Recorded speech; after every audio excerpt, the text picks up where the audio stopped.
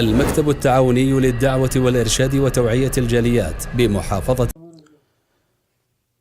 আলহামদুলিল্লাহ সালাতু ওয়াসসালামু আলা রাসূলিল্লাহ বাদ। সুপ্রিয় বন্ধুগণ, নামাজ ইসলামের গুরুত্বপূর্ণ রুকন। অবশ্যই এটি সহিশুদ্ধভাবে পড়তে হবে এবং রাসূল সাল্লাল্লাহু আলাইহি ওয়াসাল্লাম যেভাবে সালাত আদায় করছেন সেভাবে আদায় করতে হবে। নামাজ আমরা শুরু করি তাকবীর তাহরিমা দিয়ে আর শেষ করি সালাম দিয়ে।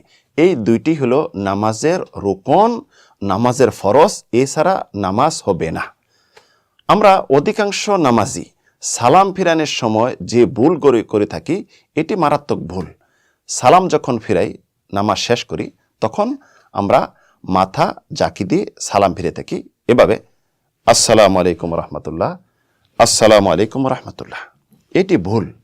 আর যে ভুলগুলি করে থাকি, ডান কাঁধে সালাম ফিরে বাম কাঁধে, আসসালামু আলাইকুম রহমতুল্লাহ, আসসালামু আলাইকুম রহমতুল্লাহ। এটি হলো সালাম ফিরানোর ভুল। আর শব্দগত যে ভুলগুলি করে থাকি, সালাম শব্দটি আমরা সালাম ফিরে থাকি এভাবে, সালাম আলাইকুম রহমতুল্লাহ, সালাম আলাইকুম রহমতুল্লাহ। এটি শব্দগত ভুল।